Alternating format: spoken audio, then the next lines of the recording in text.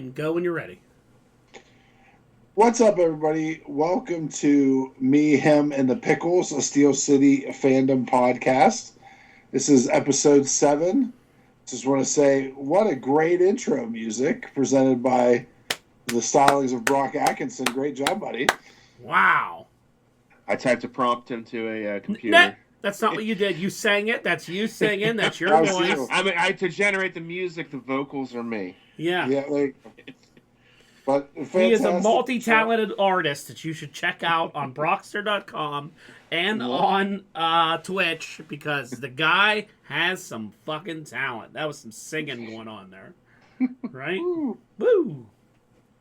So, yeah. We're all remote. Because I'm sick. The plague has descended upon Don's house. Yeah. Yes, it has. Right after... I was glad you didn't get it, Justin, because, like, when we were recording last week, about an hour into it, I was like, uh-oh. Like, something's not right with me. I'm like, my throat's scratchy. I was like, my fucking head's kind of hurting. And then, like, I kind of just stopped, like, I backed away a little bit, was like watching, like, don't be spitting or anything, you know. And then you left, and I was like, oh, I feel like shit. Like, it just hit right after you left. So I was like, hopefully he doesn't get sick, and thank God he didn't. So far. And then it hit me hard. And I did the cardinal sin, Justin. I went against my own rule while I was sick. So, like, Sunday it hit bad. I had not only did I get sick, but somehow I ended up with a bladder infection and ended up at Med Express because I was pissing fire out of the end of the knob for some reason. I don't know how I got a fucking bladder infection. I mean, drink some cranberry juice. when I went into the place, I did. Actually, Ken, and it helped a lot.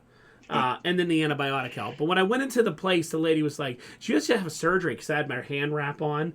And the doctor was like, oh, they must have put a catheter in you. I was like, no, they just gave me, like, local anesthesia. He was like, you take showers and stuff? I was like, yeah, like 3 a day sometimes. He was like, it's odd. You know, I'm like, how the hell did I get this? So I thought that was all connected or whatever, but it wasn't. But anyway, like Monday or Sunday into Monday, I was so stuffed and I couldn't sleep. I just wanted to get some sleep. So I took the forbidden nasal spray, the Sinex. Which Justin used to take this medicine every day. He would take it every day.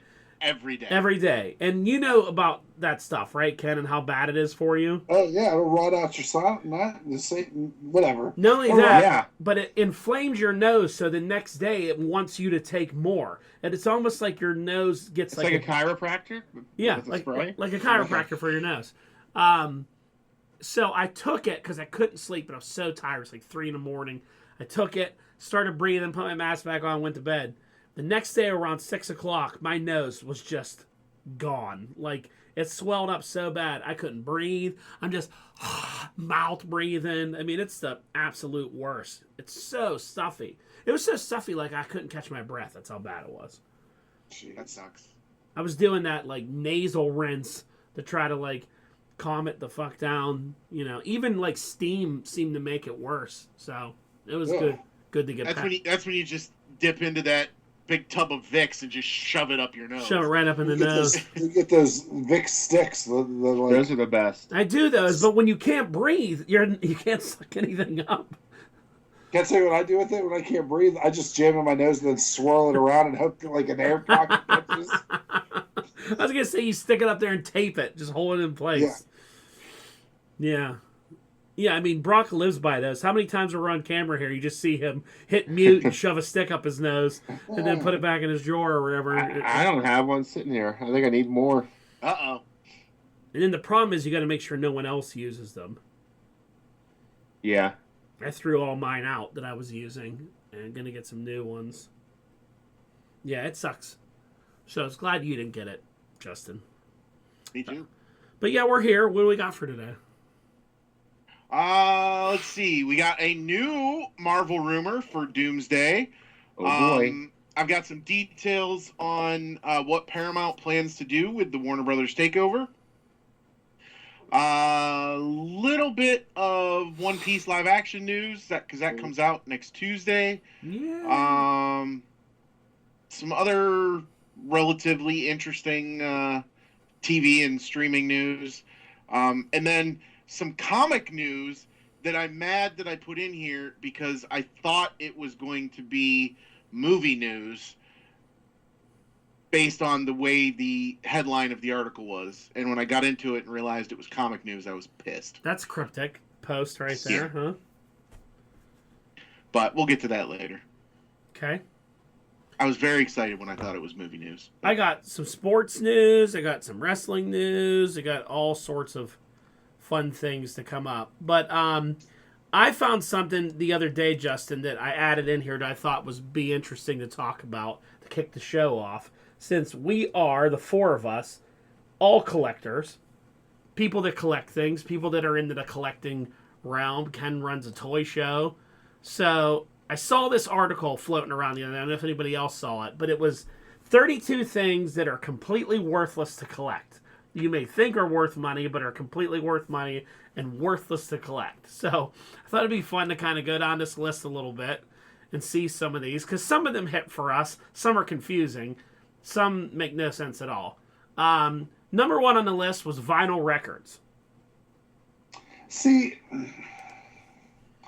I already have a problem with this. Okay. I hate when they do lists like this because I don't know a lot of true collectors who are doing it for monetary value. Right. Well, none People of this. who collect This is all things- monetary value. This has nothing to do with your own personal love or whatever. You know.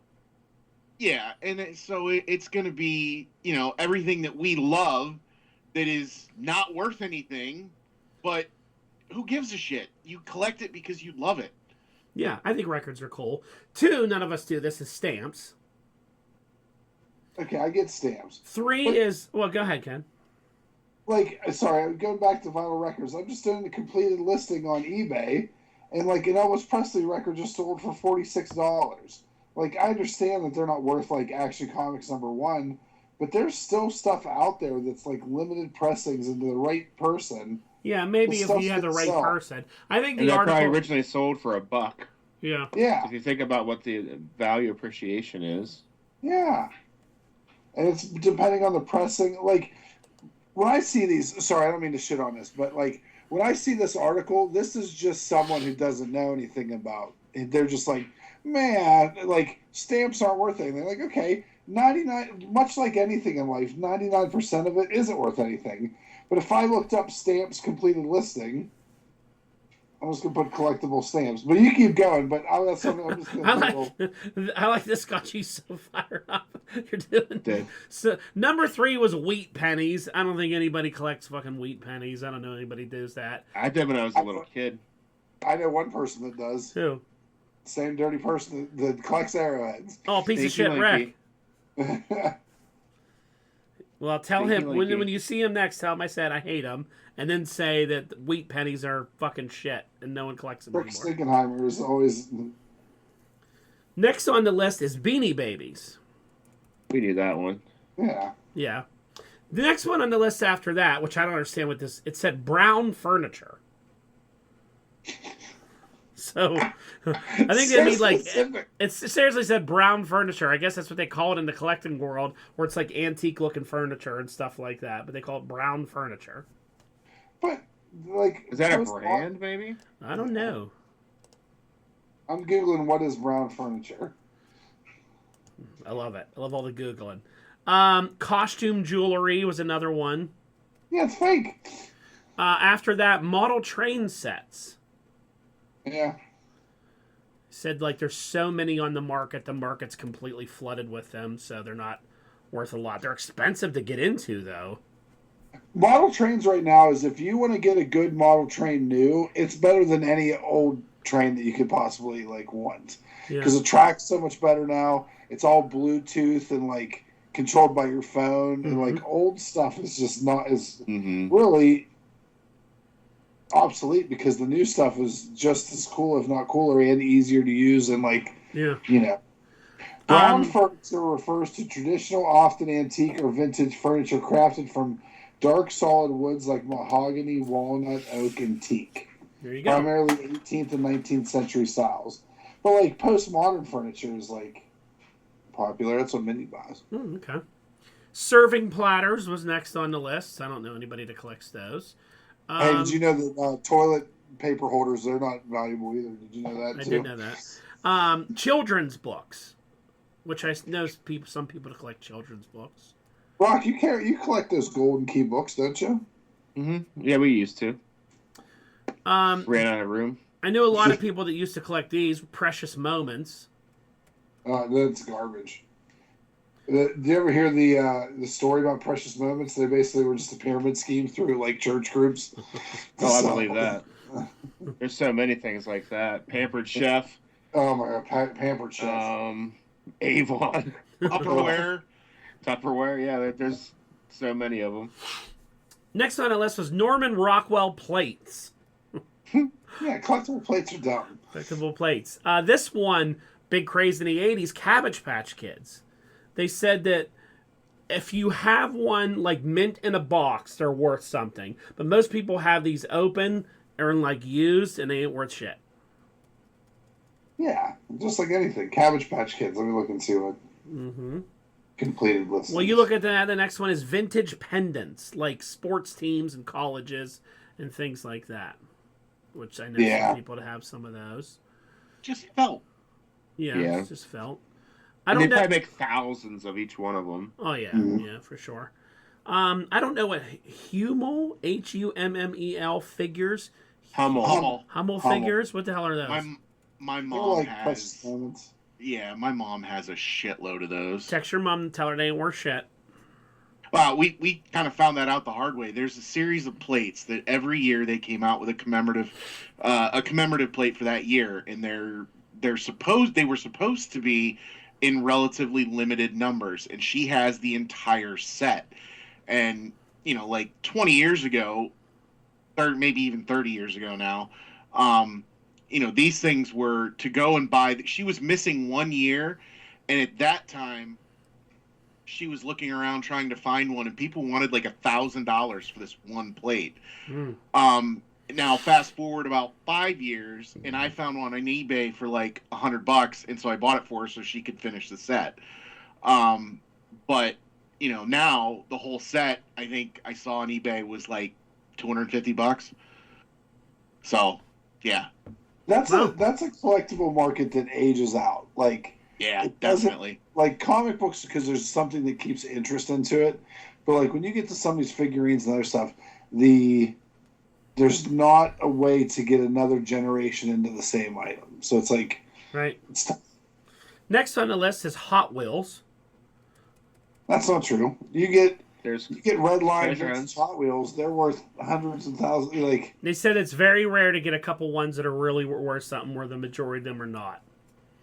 Yeah, that's how fucking rarity works. Next, also Barbie dolls, because they say most of them are not in box, played with. Some of these things are questionable. Sports autographs. They say those are pretty much flooded on the market. People with autograph, unless you have something really odd or really out there, they're not worth much. Along with baseball cards. Yeah, I mean, like anything. There's a lot out there. There's a lot of junk wax out there. There's also cookie jars and souvenir bells, whatever those are. Mindy's dad collects cookie jars. Really? I know some. I have an aunt that collects cookie jars too. And it was like, it's a thing. He's into it. He loves cookie jars. He's given us cookie jars for holidays. My mother-in-law collects the next one, which is salt and pepper shakers. That's a time period thing. Yeah. I think it's a way that you can get something small, collect something small, relatively inexpensive, and then have a collection for it. What are vintage playbills? That's for like plays and musicals and stuff. It's the program from a play. Oh, okay. Well, they ain't worth shit. Yeah. Right up there with farm tools. If you're a farmer, I bet they're worth money. I know somebody. Remember Tom Fleming that we used to work with? He used to collect all those farm tractors and things and tools and all that. Yeah, some of that stuff too is not worth money, but it's still sought after because they make everything so shit anymore. Like you go to Tractor Supply, you buy a wrench that breaks in a year, but you get some good Craftsman stuff. They still will carry their warranty Yeah. to reach out to them online. So that's what if you go to like an estate sale or something, and you go through the tools, you can go for the Craftsman ones because you can resell them. They hold their value. All right. The next couple ones: vintage clothes, Carnival chalkware, and Thomas Kincaid collectibles. Thomas Kincaid. Thomas Kincaid, yes. Vintage clothes, no. I have a cousin who runs a vintage clothing store in Michigan. She's like makes a ton of money at it. Like, I'm loving that all these affect you personally. I'm so glad I chose to do this article. I personally witnessed Ken sell through a whole bunch of vintage wrestling T-shirts. Yes, these people that were very, very used.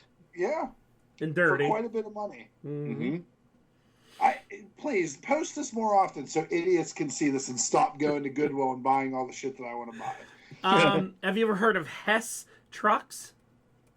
Yeah, the Hess trucks. Yeah, okay. What was like a Christmassy gas station. Okay. Yeah. What about what about Lomgaburger baskets? Lawnenberg. I know what you're talking about. They're like wicker baskets. These next ones are funny. Pogs from the 90s. They're making a comeback, though. There they go. Brock's like the legitimate Pogs. It's all about the nostalgia of the 30-year window of nostalgia. Yeah. And it's going to come around. So if you have them, get rid of them now. But after the next 5 years, when the people already have them, they're going to be out the door. Right along with Pez dispensers. What? Yeah. And we got 2 left. So the next one I agree with, even though I don't like, and it's comic books. See, this list lost all credibility. The reason I think with comic books is because, especially for people our age, like most of my collection where it grew the largest was 90s. And 90s comics are so flooded through the market, everybody has them. How many people bought The Death of Superman and The Return of Superman and it ain't worth shit? And the sealed black bags and the sealed white bags. And there's so many of them. The X-Men books, all these things. Like, the stuff that's really worth money is you have to go back really, really old. It's still the big guys. It's still the first appearance of the big guys that really pack the wallop of making it worth collecting. I mean, anything you're buying now, you're never going to see value in it. Maybe your grandkids will. What does Ms. Marvel #1 go for, Ken? The Kamala Khan one, the first which is about the 10-year-old book. Yeah. Well, what does it go for? It goes for some money because she's now in everything. Like, she's in all the kid stuff. Let me see. That fluctuates, though, a lot. The one thing too is look at Invincible. Invincible's one of the most Invincible 1 is going for money. How much money though? Really though? $300-400 for a newsstand. Depending on grading. Yeah. But I feel like here's where I think we're at as a society with comic books, and I don't disagree with what you're saying, but I feel like right now we look at, especially right now with the Time Warner sale. If Paramount doesn't want to run DC, what if DC doesn't exist and they don't sell it? They just go, all right, we're surely going to just use these properties for media, and we're going to dissolve the comic book aspect of it. So there's no graphic novels, there's no trades, there's no online presence, because it's going to cost money. They just have these IPs to use for television shows or anything else. Superman fans are still going to be Superman fans. Yeah. And that means the physical copies for this stuff, much like VHS tapes, DVDs, Blu-rays, physical media is making an underground comeback because they don't want to have to be beholden to corporations to watch things. Right. And I feel like the next physical media that's going to happen to is comic books. Yeah. It's already trying to start it with the Marvel app and the DC app and all that. Yeah. But it's going to be because you can't get every Marvel comic on the app. You can't get every DC comic on the app. There's too many of them. There's too many of them, and then there's also they don't feel the need to put certain ones, or they lose IP. Like Whenever Marvel Rom. loses the ROM, thank you very much, Brock. When he loses the ROM, or who knows if Jim Lee doesn't decide to leave DC, and then all the Wildstorm and Grifter and everything else he comes, and they can't print, 52 and all this other shit because Grifter shows up on a panel. Mhm. Like all this stuff's good. Or I know that we're getting Marvel crossovers with DC again, but for a long time, the only way you could get new Teen Titans versus X-Men from the late 80s, early 90s was physical copies. Like, right. There's things that the switch that needs to is going to happen to the physical media just so that people aren't beholden to the my thing with it is like I have a lot of comic books, and it is really hard. And Brock has a lot of comic books too, and I'm sure you have too. It's hard to take care of them. It's hard to store them. They really take up a lot of space. They're heavy. There's a lot of maintenance on them. I mean, I keep mine in a controlled environment and all that. You really got to have a lot and really got to hit at the right time in order to get the valuable ones. And then the thing with, especially like where we live, is I have some books that I look at and they're worth $400 or $500. It's finding the person to pay you that amount around here, because everyone sees that stuff and thinks you can walk into NDC here and go, I got the first appearance of Miss Marvel. I'll take $400 for it. They'll go, we'll give you $60 in store credit. I think that's the hardest part with it is everyone thinks it's real easy just to turn around and cash it in, where you really got to find someone that really is into that type of book. And I get that. And that's true with anything, though. Yeah. Well, see, I feel like that isn't the same with figures and collecting, because look at your toy show. You could go up there with a really expensive comic and people will be like, I'm not looking for that right now. But you can go up to that toy show with a Wonder Woman, a McFarlane Wonder Woman that he made 3 years ago and never made again, and you could get $600 for it. Can I tell you why I think that is?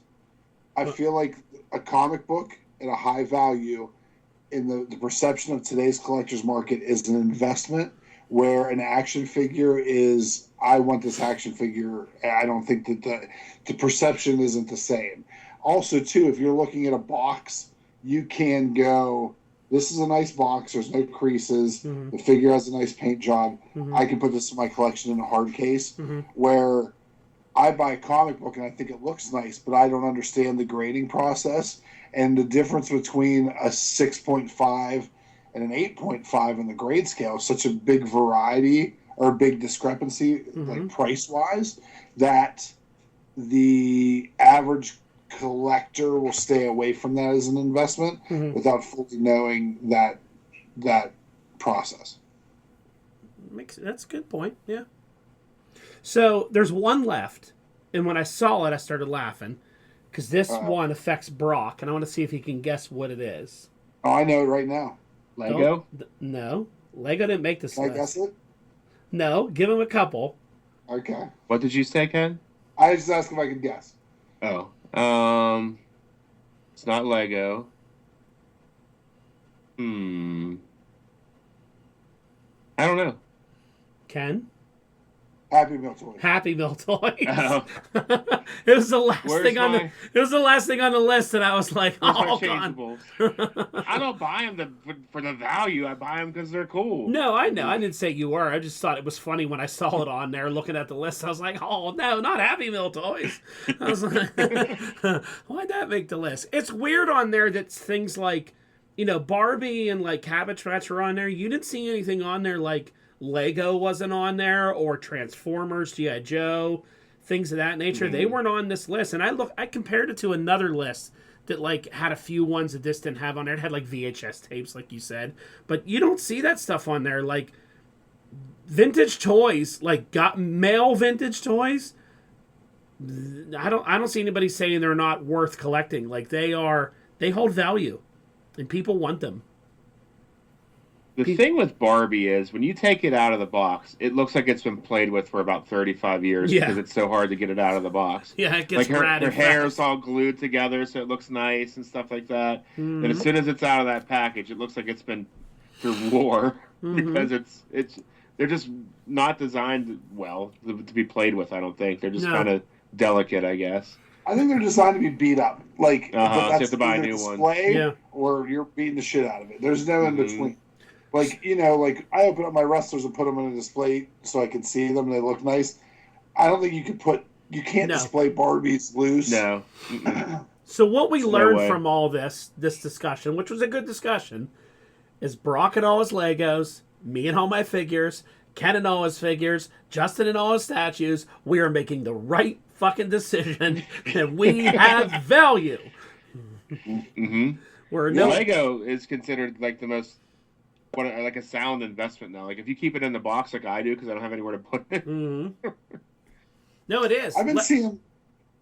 I was reading an article about the new. There's like a Spidey and Friends set that's getting like canceled or they're gonna stop production, but it has an exclusive Iron Man figure in it that keeps going up in value because everyone just collects Iron Man minifigures. Yeah, It's minifigs Yeah, 'cause they are- like make Hall of Armors and stuff. Minifigs are wild. I recently went through Alex's minifigs that he has, like from Logan collecting, Page collecting, and he has like minifigs in there that I looked up were like $35, $40 just for one Leonardo Lego minifig, and you know, with the weapons it's $65. Like it's wild what some of them are worth.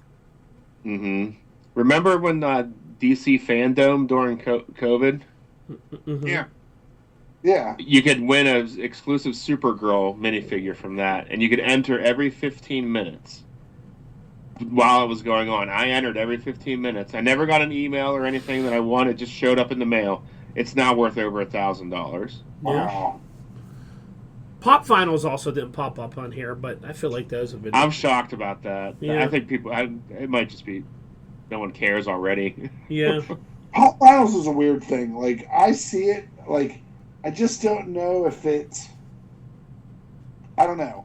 I feel like there's a junk wax like the baseball cards. There's an era of Funko that is like oversaturated, but now that they've thrown stuff in the dump in a landfill, like the new, I think there's going to be a level of new stuff is one rarity, and really early stuff like, you know, the stuff that we had at the comic book store. We were one of the first people to carry Funko.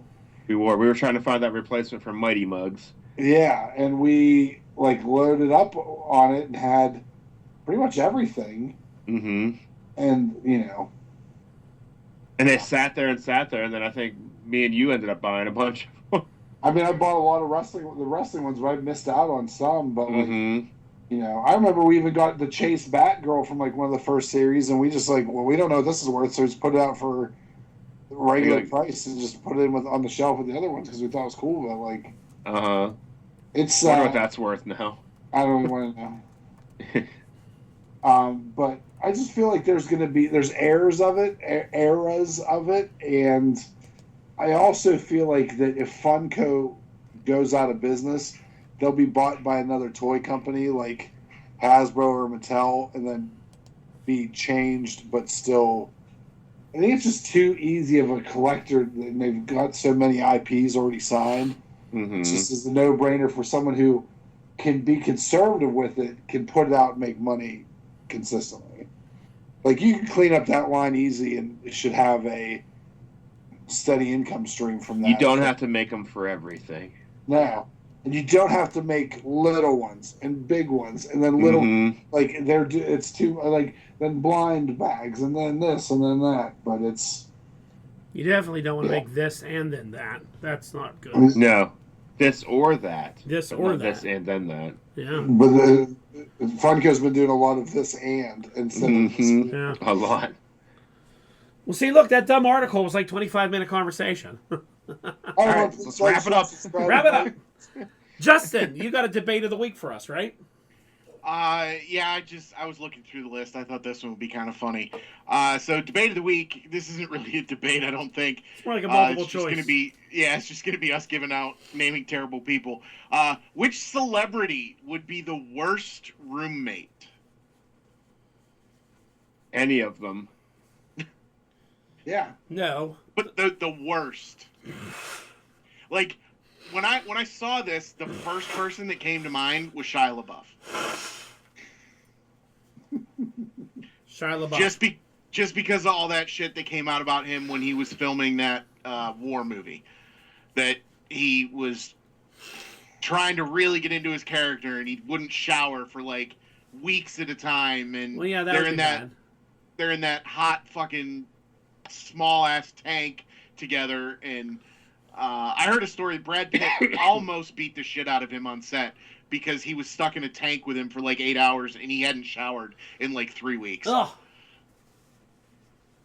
I feel like there's so many people I can answer this for. Yeah. It would be easier for me to say who I wouldn't want to, or who I would want to be. Like, That's how I feel too. See, for me, this one's easy because this person I absolutely love and I'm a big fan. He's one of my favorite people, but it's Ricky Gervais. As much as I love Ricky, he fucking hates people, and he's so particular about everything. And anyone that lives with him, he would drive you absolutely crazy because he said he's the worst person to be with. Everything bothers him. He complains. He's annoyed all the time. And I would ask him so many questions, and I would drive him absolutely crazy. You just described yourself.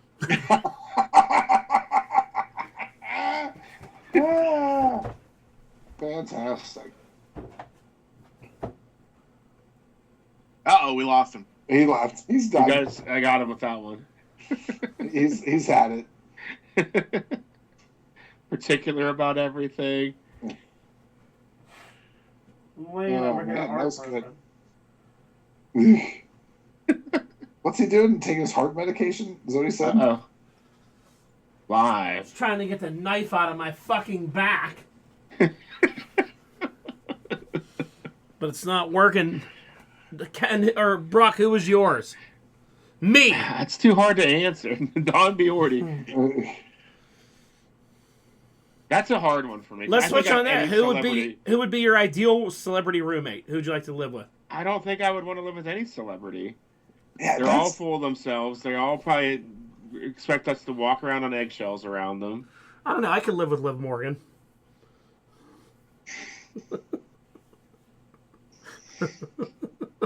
Oh, Crass Donald. I'm just saying I could. I think I'd be all right. You know, I'd live with Scarlett Johansson. Think it'd be pretty fun. Those are all like, no, because you'd be like, oh, I'm going to make something to eat. You want anything? Like, no, it's got to be gluten-free and all that nonsense. I'd live with Larry David. Oh, freaking frack right there. We'd have a great time living together. That's my ideal roommate. I live with LD. Keep going. I'll be back. Me and LD would have a great time together. Yeah, I don't know. That's a tough one. Like, celebrities just annoy me. Yeah. I've always been like, I never understood like the celebrity worship that we deal with as a society. Yeah. I'd also live with Peter Cullen and just wait on him every day and ask him questions. And I live with people that I like. That's who I live with. But you probably wouldn't like him after a few days. Yeah, but I don't really like anybody after a few days. That's true. I tell you what I really like, though, is box office results. Oh, here we go. Damn it, Ken just got up and walked away. Yeah. It improved weekend. Total weekend was 111 million, almost 111 million and a half. Scream 7 came in and put up pretty good numbers, 63.6 million. My son saw it. Him and his girlfriend saw it. She didn't like it. He liked it a lot.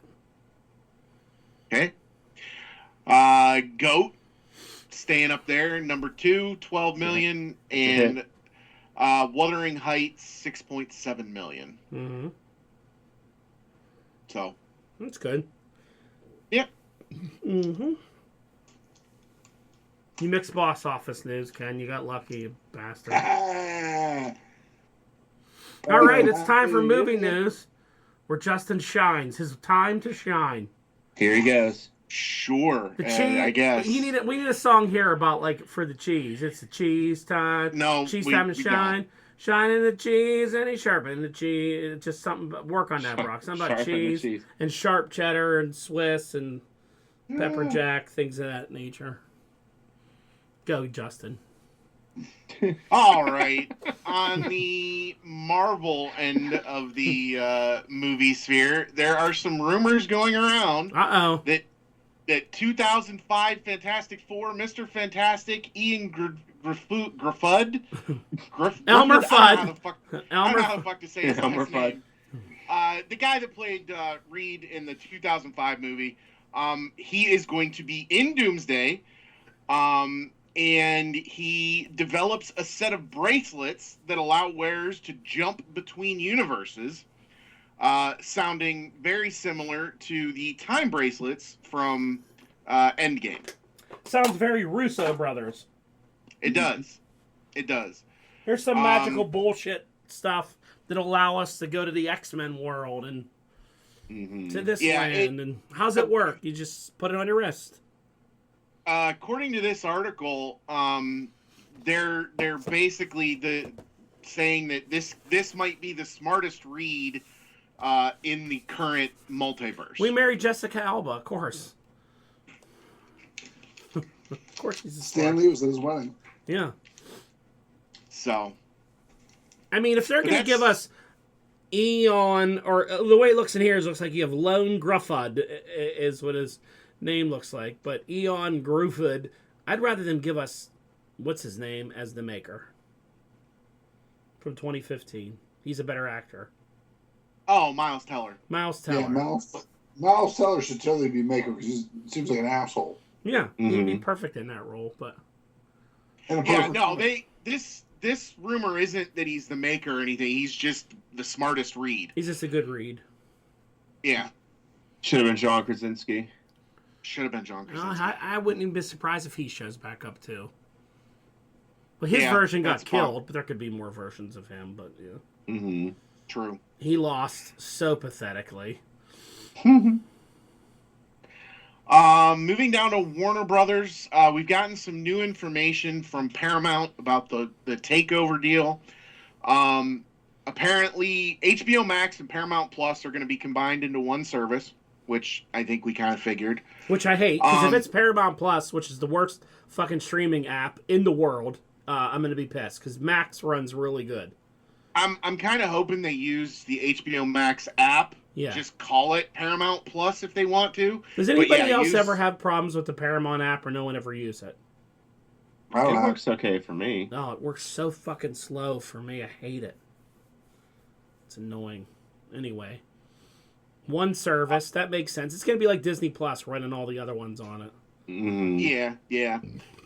Right now, they're planning 15 films per studio per year. Now, It makes it worth having the app, though.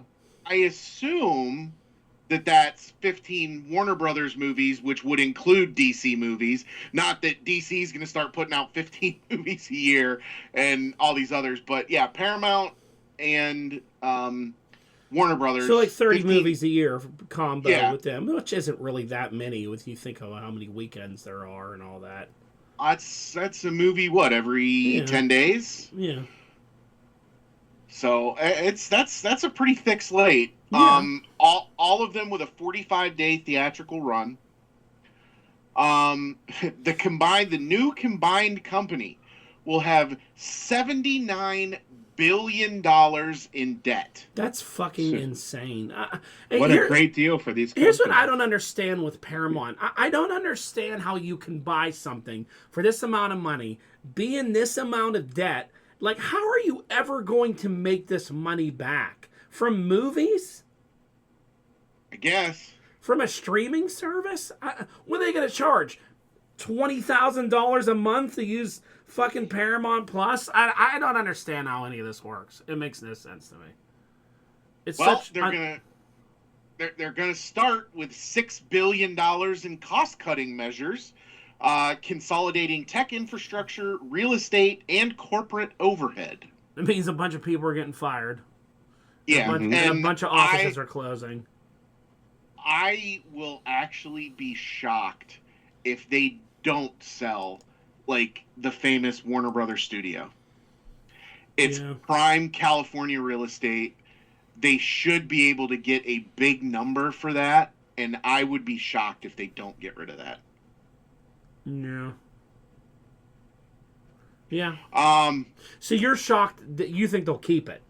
no, I think they're going to sell it, Oh, I think they're going to sell it. which is going to piss a lot of people off because Warner Brothers Studios is one of the most famous landmarks in Hollywood. I think they've already pissed a lot of people off. Yeah, this is true. Mm-hmm. They currently have no plans to spin off or sell any of the cable assets, with flexibility to put sports like UFC on any cable network they own. Mm-hmm. Ooh. They're going to continue to license movies and shows to other studios and platforms, and AI will be tools for the artists, not a replacement ever. They say that now. That's what So they they say need a- now. So they need a jingle to open their podcast. Yeah. Now, has there been any news, Justin, on what they're going to do with CBS News and CNN? I mean that they have no plans to spin off or sell any of the properties. Because I They're don't gonna know. own I it don't know all. how you can have both. That just doesn't seem right to me at all. I mean, I think that was the plan for all of this. well, yeah, I think Yeah. of course there is a plan in that, but I mean, who's gonna watch two news channels that are exact same thing? Well, one's leaning one way, one's leaning the other. And they probably will all lean one way pretty soon, is Yep. my guess. Mm-hmm. So, I mean, CNN has over the years have had some of the worst ratings. CBS News has always had better ratings than CNN. Right? News shouldn't have ratings. News there should you go. Well, I'm just saying, when they look at who's watching it, a lot of people, had left it and weren't watching it anymore. I'm not saying, No, I understand what you're saying, but that's a conception that we need to. I will fight to get rid of because that was news before station- that was before when we had regular news. Now these are 24-hour news things with all this stuff. That's all that they fucking live which for. is the fucking bane of the United States of America is the bane of the 24-hour news Hey, cycle. I'd be happy if we got rid of Sensationalized all of news. them. You can take Fox News, CNN, CBS, all of them, and fucking get rid of them, and have one nightly news channel at 6:30, and I would be fine with it. I agree. But whenever you start having to pay for advertising during news, and now we have to worry about ratings for news, we sensationalize news, and we have to make it divided and everything Well, yeah. else. Well, I mean, they've been News entertainment. doing ratings for news for fucking 10 years now.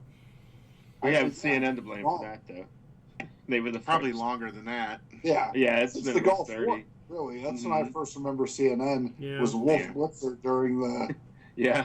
Operation Desert Storm. It was So- the first time you could watch a war happen in real time. Yeah. Mm-hmm. Now, So also, there's no.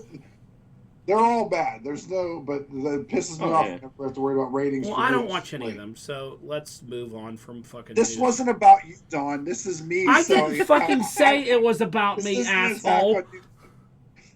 This is me saying my feelings, not an attack on anybody. That was all the movie news stuff that I had. Well, one Good. more thing with the merger. There was the James Gunn story that you shared with us that we're not sure if that's entirely true. That's related to this, right? Yeah, I'm seeing a lot of a lot of like movie pundits all seem to think James Gunn's gonna leave. Well, that article that you Um, shared, it was like James Gunn out as DC or whatever, and then you watch the video, and the guy by the end of it's like, I don't think he's leaving, he's staying. I'm like, what was the title of this video about? That he's leaving, then by the Yeah. end of it, he's like, oh, he's It's staying all for speculation. he's staying for sure. They might Well- completely eliminate DC. He has made some negative comments about the merger. He's not happy with the merger. Mhm. And a lot of people think that he's ultimately going to leave, but they've got too many things in the pipeline. He is not going to sabotage his own stories by announcing now, oh, fuck this, I'm leaving. He'll wait until, Fire him. either that or they come in and they're like, all right, no, this Clayface movie is dumb. We're not doing that. You're going to get a Batman movie out in the next 9 months. And like when they start doing that shit, that's when he'll be like, all right, find somebody else to run this. I'm out. But I don't think he's going to do anything to sabotage like the Supergirl release or, any of the other stuff that they have actively in the pipeline. He'll probably But I go can back to definitely- Marvel. Eventually, he'll probably go back to Marvel. Yeah, he may go back. Maybe maybe if this ends badly, maybe he says fuck it and gets out of like franchise type movies and goes back to making the stuff Slither. that he made. Before he got into Marvel. So who knows? But yeah, I think the earliest we would hear anything would be the end of 2027. Before we hear anything, unless they fire him before that. Let's hope he just goes away forever. He'll show up to make Guardians 4 with a returning Dave Bautista playing Skinny Drax. Skinny Drax. Skinny Drax was a comic book character, though. Was he? Mm-hmm. They didn't call him that. Yeah, I didn't have anything else on like Disney or Star Wars or any of the other stuff. No word on what's going to happen with AEW wrestling. That's also pending out there. Well, that would have been more affected by if it was a Netflix merger. Well, I think it's also here. I think the only thing that comes down here is TKO has a tight relationship with Paramount. If they raise a stink, what would Paramount do? If they're like, why are you promoting another wrestling show on your network where we're here and we have our own wrestling? Why don't you put our wrestling on here? Because they already sold it to Disney. You did. And they could talk about, well, you've got a contract with Netflix who tried to buy the property and that didn't work out for you. So True. I don't know. I hate all these things are eventually just going to be one There's going to company be one. that owns everything. I miss when there was a lot of Yeah. different options. Yep. It's Netflix's fault. Yep. Disney's fault. They started it, buying everything. I mean, when they bought Lucasfilms and then bought Marvel and then bought Fox, Pixar was first. Pixar. Yeah, Pixar was first. For a while there, I mean, remember those memes of Thanos with the gauntlet with all the Yeah. IP properties on it and with Mickey Mouse as Thanos and all that? It's either going to be the mouse or the mountain. Is Paramount a mountain? I Yes. think so. Yep. Stars around it. You still have Amazon and you still have Apple. But pretty soon something will happen there. Technically Sony. Yeah, they're That's still hanging in there. They're considered a Japanese company, though. True. Hanging in there with their Spider-Man rights. Moving into streaming, the second season of One Piece live action debuts this coming Tuesday. Very, very excited about this. And getting a lot more. They had there was a world premiere in LA that a bunch of influencers got to go to. So I got a few things, I won't say spoiled, but revealed, that of some characters that we aren't expecting to see. You this can't early avoid in One the Piece show. spoilers. No. You get the anime spoiled for you, the show. You got to I don't clean. even care. I don't even care anymore. This is the one thing that I don't really care if I get spoiled because it's in the manga. Technically, it's not really spoiling because if I really wanted to, I could go and read the manga and be up to date on the manga. But anyway, some of the Spoilers. official things that have come out that are just announcements, not spoilers, is we're gonna see one of the later members of the Straw Hat crew very early in the show, and we're going to get to see a version of Brooke in season 2. So he Ken, what's that doesn't do for you? Nothing. I don't know what that means. Is Brooke a dude? Yes, Brooks Brooke, is dude. He's Brooke the is skeleton. he's a skeleton. But we're going to get to see the alive version of him. I assume in a flashback. Yes. Yeah. So when That'll he's be fine. when he's with the big well. It's a different medium. They gotta change things up or it'll be boring Oh. for everybody. 100%, and I actually like a lot of the changes they're doing. There's another character that I found out about because of the LA premiere that doesn't premiere until way down the line. But he was at shows that up event, early. so that's why he's allowed to be there. Yep. Okay, so you saw that too. Yes. But yeah, so I'm super excited about this. Season 1 was fantastic. I'm really looking forward to season 2, and season 3 and beyond. So Yeah, it looks great. I'm excited for it. I can't wait for Tuesday. and then I saw this other. There's a new Alan Richson movie on Netflix. I have one more kind of interesting. One Piece question for you. Are you watching all 8 episodes the first day? No, I'm gonna try and do it like I do with the anime, where I only watch 1 or 2 a day. Okay, that's a lie. He's gonna finish it He's finishing it in the first 8 hours. Yeah. He's gonna get up at 3 a.m. or whenever it drops. He'll be like, He'll guess be done what? by 11 a.m. It's over. I watched it all. Not gonna do that. This War Machine, this new Alan Richson movie. It looks interesting. It's apparently it's got kind of a little bit a twist where it starts out like it looks like it's just going to be a normal like kind of military-esque war movie, and then not too long into it, it goes completely sci-fi, kind of out of the blue apparently. So this looks interesting. I will Isn't probably it try like and check this him out. fighting against some sort of like robot alien death machine kind of thing? I think so, yeah. But apparently the way the movie starts, it just looks like him and a bunch of guys going through like Army Ranger training. Like Predator. And I don't know, Predator didn't really start out normal. I think the Predator was shown pretty early. Well, it starts off with like, what's his name? Dutch going on a cruise. I almost said. Like cruise. Yeah, on a mission, and then shit happens. But yeah, close enough. Whatever they had. But that's all I had for Netflix. Mm-hmm. Nothing really new that I've noticed on Disney Plus. The Max universe. We got the trailer, the full like 2-minute trailer for the new Lantern show, and I think this looks good. So, I do too, but I'm not really sure why there's no green energy in this whole trailer. I'm not so sure why it needs to be R-rated. Yeah, Yes, and the R rating.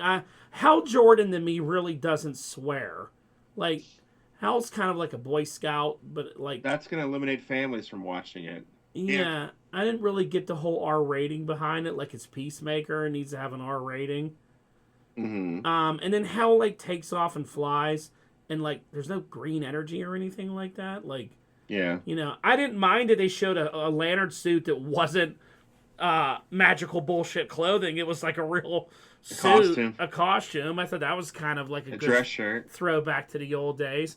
I also don't like that. I think the idea looks from it is there's only one ring between the two of them, Mm-hmm. Yeah. and it's going to it one of certainly them. seems So that way. I think John gets it by the end, and then that's the end for Hal. Like What I kind of gathered is he's trying to find his successor. yeah. Yeah. And the ring chose John, but he doesn't think John can do it. Yeah. Is what I'm kind of gathering. So by the end, you'll have John, but I'm kind of like, I want both. You know, like, I don't know. Maybe you'll get that. And then he said something along the lines of, like, I'm the only human Green Lantern. I'm like, what about Guy? Or is he not considered Guy a lantern? No, Guy is in this show, isn't he? Doesn't Guy show up in the show? I think he is, unless, like, those parts were, like, a throwback or something like that, you know. Because he's like, how do you speak to the other? And he's like, I am the only Earth Lantern. And I'm like, oh, that was weird. Yeah, Guy Gardner's in the show. Yeah, he's supposed to be. I thought this trailer looked like shit. I don't think it feels like I don't feel like it feels like a Lantern Corps show at all. It annoyed me when I watched it. It felt like I was watching Friday Night Lights. Or, Like not early edition. yeah, or early, like it didn't feel like it didn't feel like a Green Lantern movie. It had no like I don't know. Like Hal Jordan to me isn't like a drunk like who's angry. Like it just doesn't feel I mean, to me. The vibe of the show felt like you know, it looked like, oh, this could be an interesting show. If you would have told me that's not a Green Lantern show, I would have been like, oh, is this like a buddy cop, true detective kind of show? It's dark, it's gritty. You know, Training Day. I like both actors. Like, yeah, this looks good. I'll watch this. What is it, a murder mystery? Like, no, it's about Green Lanterns. Because then the oddest part at the end is him flying away. I was like, that looks so out of place in this whole trailer. Like, It looked weird. I wonder if they're gonna put some energy around him, like if they're just holding on to that, or if it's not done yet. well, think about it. A guy flew in the movie without any energy. Yeah, that's true. He didn't have green aura around him or anything like that. He was just hovering, using the ring. You know, like they didn't. Yeah, that's true. They didn't do the whole, and that's more of a modern Green Lantern thing, because I think Green Lantern in the 60s and 70s, you didn't always have the green energy aura around him when he was. But now they keep it on him all the time because he's constantly like shielded by the green energy. You know. Yeah. So you can't just sneak up behind Green Lantern and shoot him in the head because he's in that bubble when the ring. And that's probably only because Photoshop didn't exist whenever they first started coloring it. Right, probably. Well, if you really wanted to kill Green Lantern, you could just break down his car and not give him water, because apparently the whole show's in the desert as well. Mm-hmm. Like, I true. watched it, and like you guys were, I don't want to shit on it during the chat, but I thought this was the worst representation of the Green Lantern. I think Ryan Reynolds' Green Lantern is a better representation than Green Lanterns in this shit. I think it's horrible. Everything about it, I think, sucks, and I think it's dumb, and it really pissed me off. As they're looking, I have an article on my phone here that says fans are upset with the Green Lantern trailer because it doesn't contain any green. That's a good reason to be upset about it. Yeah, it's not bad. People are calling it Brown Lantern. I don't have a problem with any of that thought process. Yeah, it's definitely different. It's definitely what I wasn't really expecting. But I'm still going to watch it, obviously. I'll give it a chance. Obviously, my boyfriend's in it, so, you know. And he always looks good in movies and kills it. And there you go. Kill. All right. There is officially a new Game of Thrones movie in development. Bum, bum, bum. I guess this is going to be another Targaryen story, so maybe after A Night of the Seven Kingdom ends, this will be a movie to like lead into the Mad King, or will show the Mad King. I don't know. It's all fucking prequels to the original, which is dumb. Yeah, they can't. Yeah, I don't know. Move on to something new. But it's got a decent writer. This Beau Willimon wrote Andor. He's also known for House of Cards and Mary Queen of Scots, which were all popular shows.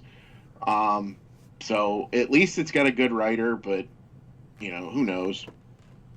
Yeah. Agree.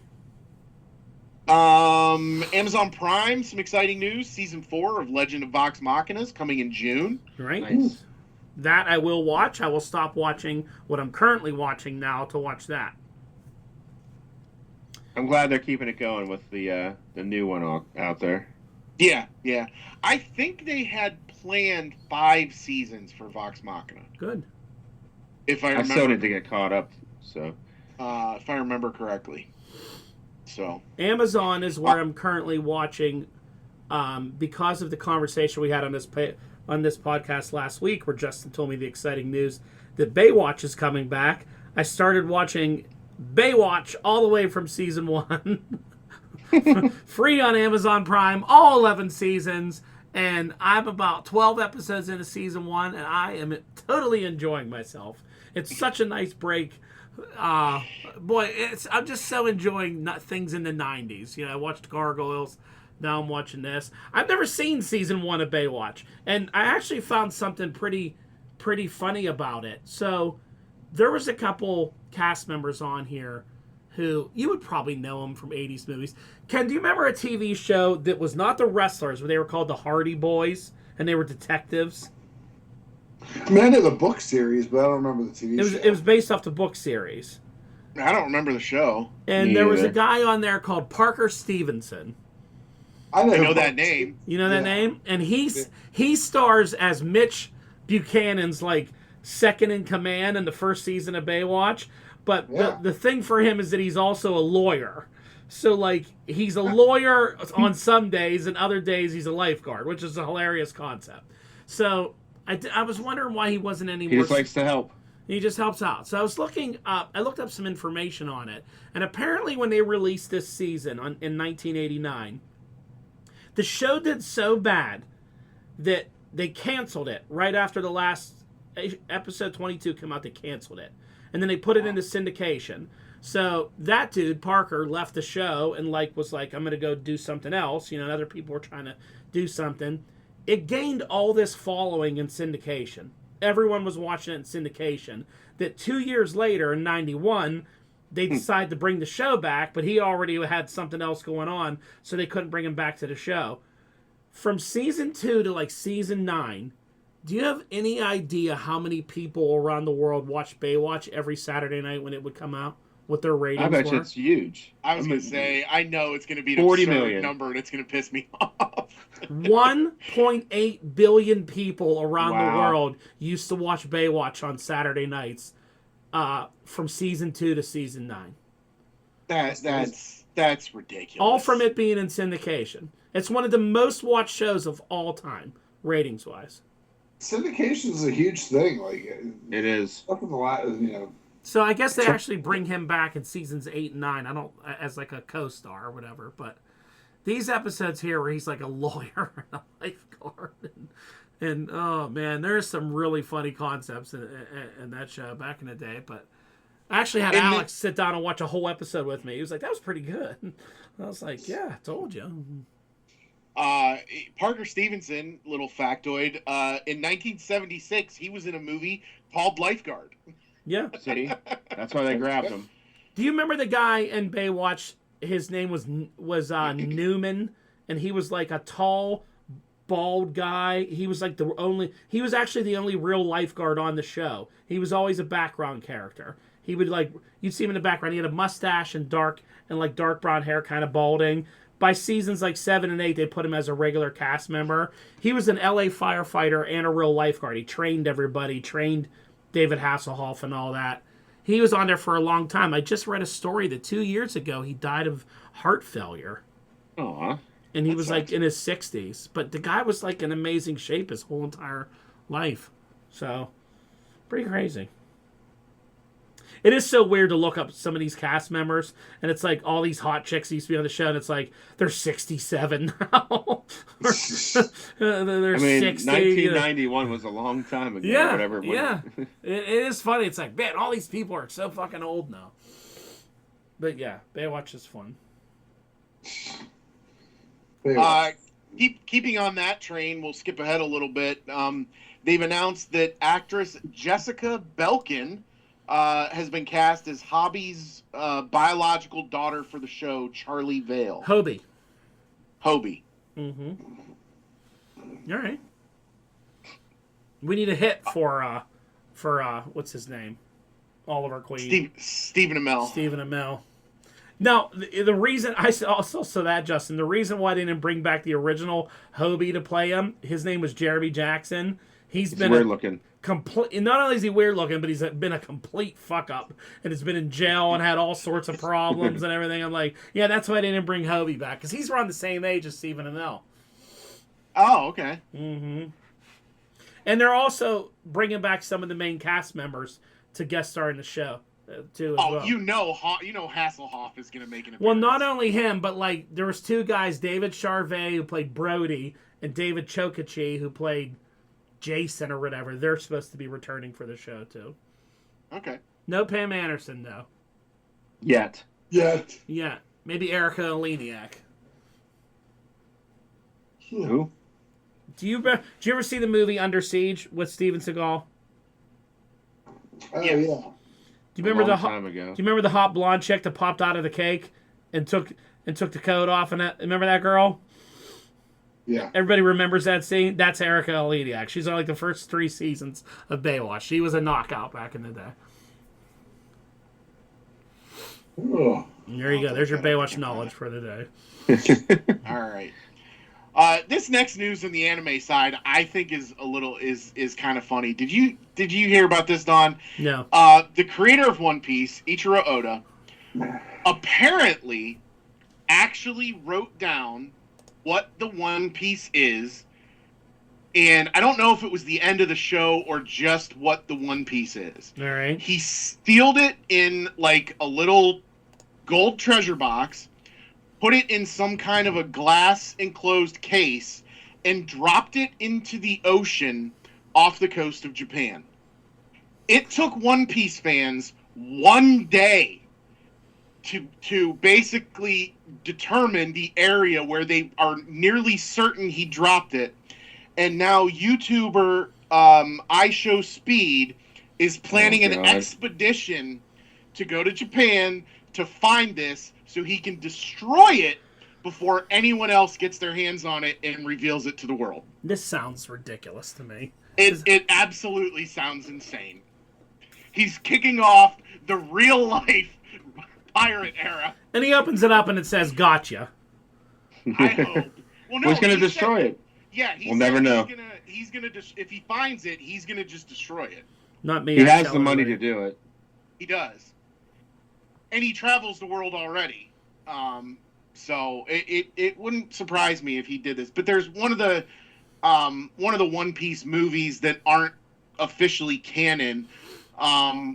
Luffy comes across what's called a log post, which is basically a compass that would have pointed him to the final island. Basically without him doing any more work. He could have just gotten in their ship and gone straight to the final island. And Luffy wanted the adventure, so he destroys it in the movie. Wow. What an idiot Luffy turned out to be. He's just in it for the adventure, man. He doesn't want the easy He just wants to route. be king of the pirates. Moving on to some other streaming stuff. I guess there's a recent update on Henry Cavill's live-action Voltron movie. The release window is looking to be sometime in 2027. All right. Apparently, principal filming was completed in 2025, and it's going to take him a while to do all the post-production CGI stuff. So, sometime in 2027. All right. Five Nights at Freddy's. Get a trailer end of the year. End of the year trailer. Maybe that would be nice. With Doomsday. No. Five Nights at Freddy's 2 will be streaming on Peacock starting April 3rd. And apparently MGM Plus and Paramount Plus are teaming up to create a new 6-part adaptation of Robert Louis Stevenson's Treasure Island. Who's asking for that? I don't know. It depends on what they do with it. If Who stars in Treasure Island? What's that about? Isn't Treasure Island the one where the family kind of washes up on the beach? Or no, that's I can't remember. I don't Love know. Island. I know. Fantasy Island. Fantasy Island. Paradise Island. No, I think the family one is is it the Robinsons? Robinson Crusoe. Swiss Family Robinson. Swiss Family Robinson. I think that's the one I was thinking of. Robinson Town Center. I think Ken's asleep. I know I've read Treasure Island. I just don't remember it very much. It's exciting. But yeah, they're doing a new 6-part series. Looks like Haley Atwell and David Oyelowo, who, if I'm not mistaken, David Oyelowo. No, that was the other guy. I was thinking he was Mordo in Strange, but it was the other guy. But yeah, so new Treasure Island. Video game news. I don't know who put this in here. I saw there was a new side-scrolling Masters of the Universe game based off the new, like how the other ones are, the Marvel Cosmic Invasion and all that. Did you guys watch this at all? I think I shared a link somewhere. Did you see it? Yeah, it looks pretty good. It looks pretty cool. You play double 2-player. I think the players you can play as is Teela, Man-at-Arms, He-Man, and She-Ra. You play as Prince Adam or Adora.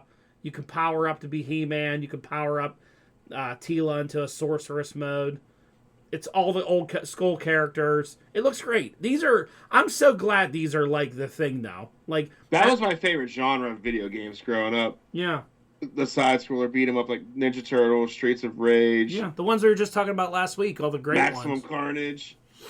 So I will definitely get this. I gotta get that G.I. Joe one too. They came out with one last year. I didn't play it, but this one. I looks didn't hear good. good things about that one. Though. Yeah, that and the Power Rangers one kind of got panned. I think. Yeah, I still want to try them. They're cheap. Yeah, they are. I think we lost Ken. Yeah, I think he's officially asleep. I had some toy news. Well, not really toy news, but collection news. So I started doing this new thing. You know, I build a lot of Amazon wish list. You know, Justin, I think you do this too, right? And, you know, Yeah. and I'm sure, Brock, you've done this. You know, I have Marvel Legends, I have DCs, I have anime statues or whatever. This one, for example, remember these comic book cover ones that came out a little while ago? And this was Farrell from X-Force. So she was going for $27 like all the other ones do. And I just refused to buy it because, like, it's not really that great of a figure. But obviously I need her for my X-Force shelf. You know, she is X-Force. So I set up this thing where I just view all my list and I look like where hot deals are. So every day, every morning, every night, I check the deals. And out of the blue for like 4 hours the other day, this went from $27 to $15.99. And I was like, what? And it said 5 left. And I snatched one. And maybe a couple hours later, I checked it. It was back to $27.99. And I was like, okay, that was odd. Half off. So then the next day, this G.I. Joe 2-pack that I've been wanting, which is, this is Mercer. Mercer's part of the Renegades. It's from the G.I. Joe movie. You ever seen the G.I. Joe movie, Brock? Yeah. This is the guys that they send Falcon to go live with, these 3 dudes. Oh, yeah. And they beat him up. So Mercer comes with a Slaughter that I didn't really want. So they sold him like this. And then now they're coming out with Red Dog and Taurus. This was a $60 box set. It was $62. So I've had it sitting in there for a year. And I'm like, every time I think, like, if I have a credit, I'm like, should I get that? I'm like, man, I really don't want to pay that. I don't want that Slaughter, but, like, I need Mercer. The other day it pops up $32. And I was like, what the fuck? I'm like, half off. So I nabbed that one, too. I've been on a little bit of a roll this week. I've had some pretty good deals out there. So it's worth checking if you collect and you look at things. Like, pay attention throughout the day. Check it multiple times and look at it. Because they've been popping things on there out of nowhere for, like, these 4-hour deals, 3-hour windows where they sell stuff. And you could grab some really good deals on things that are pretty new. I don't know how they do that. Because it's not like it's like Ross or like Target, but they're probably hoping that you buy something else with it. Maybe, yeah. Probably. Yeah. So it's pretty cool. It's smart, though. Yeah. You're talking about it on here. Yeah. So I'm excited to finally have Mercer. He's pretty cool. Pretty cool. That Sarge figure looked weird. It's weird. Yeah, I don't know what's wrong with it. It's like a weird. He's really big too, and It's the sleeveless like military shirt. You know, it's also weird, Brock, is he comes with a little red beret, which reminds me of when he was. Remember when he was like the bad guy, the Iraqi sympathizer Sarge. Yeah. Maybe I'll put him on my wrestling shelf There you go. as like an Iraqi sympathizer, dude. You know, yeah, it's a strange one, but you know, Mercer looks cool, and that's really who I wanted. So. And they're doing the other 2 next? Yeah, Red Dog and Taurus are on pre-order now. So, cool. It's cool. I mean, classified. They hit just about everybody. I mean, there's really not... There's a few they haven't touched yet, but they hit just about everybody. That's good. It's a hell of a brand. I think it's one of the best brands out there. They make who people want. Where, like, Marvel, people keep asking, hey, do this, do that. They just keep giving you Spider-Man and Wolverine over and over. Where G.I. Joe, people are like, we want, you know, Wetsuit and these guys. And they're like, next wave. It's like, here they are. Here they are. And they throw a couple, you know, they do really good for army builders. Like, if you want to build army builders, they're like, we're going to give you this Viper, that Viper, and, you know, different variation of it. all the bats that they released. They're really it's one of the best toy lines out there, I think. So, you just need to make the Thunder Machine. You had comic book news, Justin. Yes, so this turned into comic book news, and let me tell you why this pissed me off. I was looking up stories for the show earlier today, and I'm on ScreenRant.com under the movies section, and I see this headline. 41 years later, this 80s sci-fi cult classic is quietly returning with a brand new sequel. It's returning with a sequel that's a fucking comic book. But anyway, Mad Cave Studios has acquired the rights to The Last Starfighter and will be working on a sequel comic series scheduled for sometime later this year. This is the same publisher behind the recent Flash Gordon reboot. When was there a Flash Gordon in comics? Okay. Yeah, in comics. In comics. I think last year. Okay. So it's got that is I believe it's Derek Hughes and Benjamin Robb are going to be writing, and the art will be by Willie Roberts. The original screenwriter Jonathan Betuel will also be involved. Okay. But they're talking about expanding out into the wider Starfighter universe, and I would kind of hoping they would do a movie reboot or not reboot. I love The Last Starfighter. I wish they would do that so bad. Such a good movie. Maybe down the road if the comics are popular. That's true. Maybe. According to this article, there are some weird things about the rights, and that's why a sequel hasn't been done yet. I guess Seth Rogen tried to get a sequel off the ground to this 5 or 6 years ago, and I think I remember talking about that on here. Yeah, and apparently the rights are a mess. I think that's a movie that still holds up today when you watch it. It's very entertaining. It is. I mean, the CGI looks entertaining. bad, and like the computer systems and all that look like he's See, playing there's something about that old CGI though that's just cool to me. Like when they're doing the targeting system, it looks like an old Atari like video game, you know. But I mean, the makeup. But that was what was out. The makeup on the alien is great. I mean, the guy that plays his like friend who's the alien, like it's cool. It's not all CGI. It's good makeup, you know. Practical effects are always better than CGI to me. Yeah. Look at the Ninja Turtles 1990 movie. Oh yeah. I mean, it's great. They're the most lifelike turtles in all the ones that they've done. Mm-hmm. Have you ever seen those things of those turtles where they zero in when like Donatello's laughing and you can see the human face inside the mouth? Terrifying. It's so terrifying. I'm like, don't ruin my childhood by showing me that scary shit. You see some guy's little eyes and face inside of the turtle's mouth. Very weird. All right. I'll have to send you. This is just something I saw this week. This guy did like a character breakdown of all the main characters from that 1990 Turtles movie. Yeah. And like the stuff that we missed as a kid, like there's little like body language things and stuff that Steve Barron, the director, put in there just to make the Turtles so much different from one another. Mm-hmm. It's really good. I'll send it to you guys in the group chat and we can talk about it if you guys get a chance to watch it. I always would pick up on that and the way they would stand. Like, you know the scene when they come back from meditating and they like walk back and like Casey and April on the porch and then they look up and go like, hey guys, and they're standing there. Donatello stands real dorky. Raphael stands real like annoyed. Michelangelo's like leaning, you know. The character work they put in to make them different. Oh, it's incredible. Like the one that got me was Michelangelo. He's like the guy who did this. Is like everyone just thought he was like the goofy asshole. He's what he kept the team together. He was the glue that held them together. Every joke that he told in that movie, it was right after Leonardo and Raph would fight. Yeah, like he would just throw a joke out there to just try and cool the temperature down.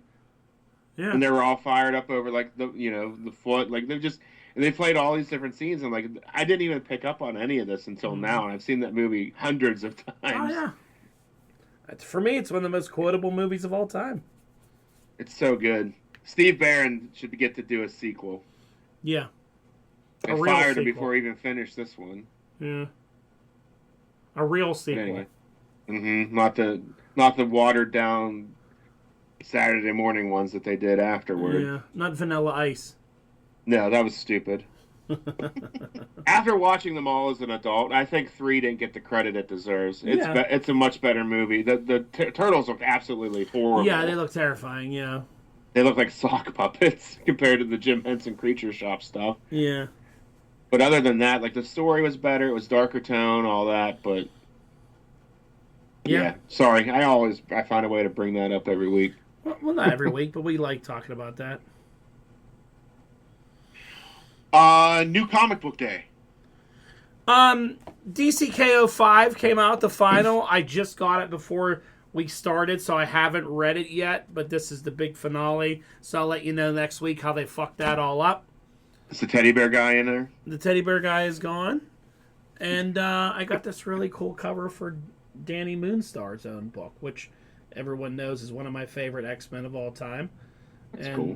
Yeah, it's a good book. So she's in her own series for a while. So we'll see how those turn out. But DCKO, we'll check it out next week. One more news thing that I forgot to put on here before we move into some sports stuff.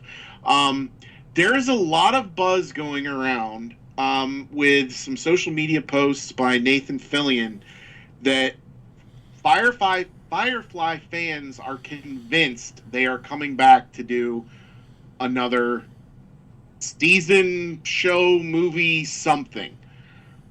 So I don't know what's going on, but a lot of Firefly fans are very excited right now. I feel like this comes up like every 5 to 10 years. Yeah, that they're getting.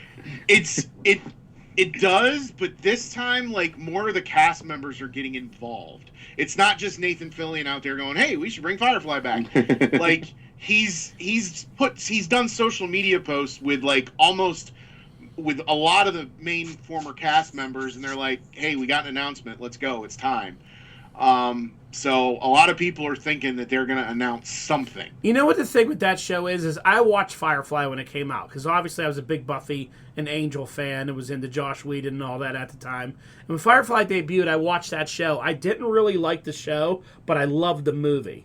Serenity. I never watched an episode of Firefly, but I just watched. I went to see Serenity because I was like, I want to go to the movies, and it was so out. good. I thought I loved it. Serenity was really good. It was also funny when Firefly got canceled, and Justin, you were watching Buffy and Angel back in the day, right? Remember when all the cast of Firefly would end up on all the Buffy and Angel shows as major villains? I mean, they took the one girl and they made her that one major villain on Angel. They took the big dude from Firefly and made him like a bodyguard for Wolfram and Hart, and Nathan Fillion became that evil guy on Buffy. It was so great that the cast of Firefly just became villains in the Buffyverse, and good villains too. They had good roles. Yeah, Joss was trying to take care of them because their show got canceled. Yeah, but Serenity, good movie. Yep. So we'll see. There's a lot of buzz. This is one of those things that you can actually say. A lot of people want this. This isn't one of those asking for this shit. This is one that people want this and have wanted it for a long time. Yeah, it's always had a big fan base. Fox just didn't know what to do with these kind of shows at that time period, or now even. True. There's so many of these type of. Look at Dollhouse got canned right away and all. The one that really pissed me off was True Calling. I thought True Calling, starring Faith from Buffy, was such a great show. Jason Priestley was in it. It was the one where she would rewind the day and have to save the person that died or whatever. And she canceled being in a Faith TV show to do True Calling. Like, they were going to give her own spin-off of Faith. And they just canceled it, Fox, for no reason in the second season after like 4 episodes because they were just tired of doing it. Yeah. And it was such a good show. Really ruined her acting career, honestly. She was never in anything else. Dollhouse, but then that went nowhere, too. That was the same thing. That was a Joss Whedon thing, too, wasn't it? That was her realizing that I need to get rid of shows on Fox because they cancel me after half the season. All right, back into sports news. Dawn, you're upset. So the Bears right away started off. They traded DJ Moore to the Bills. So Josh Allen has a top wide receiver now. because DJ Moore's better than anybody at the Bills have as wide receiver. They also cut Tremaine Edwards, who was their linebacker, freeing up close to $40 million in cap space. Now, I don't mind that they need some money to maybe go get somebody big or whatever, but they traded DJ Moore for like a second-round pick, and that was it. I actually thought he was worth more than that. They traded DJ Moore and like one of their sixth-round picks for a second-round pick and like some other pick in next year. I'm like, I don't really get that. Because I was hoping they were going to trade DJ Moore with some picks for Max Crosby, but that apparently didn't happen. Instead, I was like, oh, he goes to Buffalo? I'm like, oh, that's weird. So, seems they're working on something. But that helps the Bills a lot, though, Justin. Like, I think it does, yeah. Hey, I mean, Bears fans are mad at DJ Moore because that interception in that Rams game that ended their chance to go to the Super Bowl, they said DJ Moore didn't run the route, and that's why it was picked off. But, I mean, this guy caught game-winning touchdowns against Green Bay twice to put you where you were, and people hated him. I think they're going to miss him, but they do have a lot of young wide receiver talent. And I never really felt like he fit in with Caleb. He was a Justin Fields guy. He was sort of that old Bears group, and then all these newer, younger dudes moved in, you know. But I like DJ. I hope he does well in Buffalo, watch him get a Super Bowl there. That'd be nice. I'd like that. Shut up, Ken. Go back to sleep. Buffalo ain't getting the. Was there any other? I saw Aaron Rodgers talking about how he wants to. He's had a lot of conversations, and he was on McAfee today. I'm really in no rush. I'm having a good time with my wife. I've talked to Mike, and I've talked to Omar, and I'm not. I'm in no rush. I'm like, he's gonna do this to Pittsburgh again, where it's like all the way up past the draft till he agrees, like, yeah, I'm coming. I'll come another year. They should tell him fuck off, is what they should tell him. Well, we have problems worse than Aaron Rodgers. Whenever, during the players voting thing, we get an F, for our facilities and everything else in-house that we can't keep track of. So That's keep up with. That happened? I didn't even know that happened. Yeah, the players do that voting of like the team that they're on and the facilities and the ownership and all the different operating procedures, food and the workout rooms and all that, the rating shit. Yep, I think that the Steelers got an F, and I don't know if there's many other organizations that got an overall F other than the Steelers. Overall was an F. I knew it was way down in the list, but I didn't realize that overall was an F. Holy shit. So, it's frustrating. It's frustrating at the owner base that they let that happen, and I don't know. I feel like you start losing a team whenever other shit is a problem, so. And there's no reason for it. Yeah. There's plenty of money in that organization. They're probably in the top 5 most popular pro sports franchises in the world. Yeah. Just frustrating overall. Any other big trade things happen today or no? I tried looking. I didn't see anything. Yeah, I didn't either. So we'll see what happens. We got the draft here in 2 months? Yeah. Right here. Ken, what's your story on Logan Paul versus Le'Veon Bell? So Logan Paul, I guess, is going around saying he wants to fight someone from the NFL because he thinks they're soft. And Le'Veon Bell's like, all right, you think it's so good? Like, I'll fight you because Le'Veon Bell's a trained fighter. Mm-hmm. And then Logan Paul's been backtracking, be like, well, no, this is just so you get publicity. I want someone at my level. I want a guy that's in the NFL right now. If I'm leaving the WB to train to fight and all this stuff, and he's like, but you want to? Then I guess apparently one of his things he said he wanted to fight Tom Brady. Like, see, him and Brady are playing that football game in the summer in Riyadh, that 3-on-3, like. Remember, they're paying Brady $180 million to go there and play in that football game, and no one seems to give a shit about this football game. So they're trying to do like stuff with it to get it like over. So they had Brady go on Impulsive and say, you do all that fake play fighting in the WW, what is it, F or E or whatever. And Brady was like being a real ass and was like, that's not real athletes. Like, that's flippy, dippy stuff. And like, you couldn't play football. It's all fake. And then Brady's like, I'll play you. And then Logan's like, I'll play you. That's it. I'm joining the league and I'm playing in Riyadh. Like, oh boy, like we didn't know this was good. We can't tell when we're being fucking worked here. And then, of course, like Michael Cole had to say something like, oh, I used to like Tom Brady, but not anymore. He disrespected us. I'm like, Tom Brady didn't mean it. This is all horseshit. Everybody believes all this shit's real. You know, it's just to make people think, I want to watch Brady versus Paul in flag football. No one wants to watch that. No, there's no reason to have it. I wouldn't turn it on if it was the only thing on TV. Could care less about a bunch of celebrities playing fucking flag football against each other in Riyadh. It's ridiculous. That's all it says. It's all hype, and then like someone called him out on it, so now he's back. I was like, I'm not going to fight you. It's just going to make you. It's going to elevate you. It's not going to pop any numbers. You're nothing. Le'Veon Bell, I bet you, is playing football on Brady's team. I bet you that ends up happening or something like that. Well, you showed, because apparently after he left NFL, he went and like boxed. Yeah. For a while, and he's still like in shape. And I don't think the WWE is going to let Logan Paul go do anything other kind of fighting. He hasn't fought since becoming a main star there. He hasn't fought anybody, and he still talks about it. But you haven't seen him do it at all. I mean, if they were smart, he's like their top heel, pretty much. Like, yeah, they're not. He's not going to do any of that shit. He talks a lot. The Paul brothers talk a lot. All they do. Yeah, they do a lot of talking. Remember a couple months ago when they faked like they were going to fight each other, and it was all just publicity nonsense, so people would watch the podcast where it happened. I mean, they do that shit all the time. I tell you one thing, they know how to they know how to make money. That's definitely what they do. Sell themselves.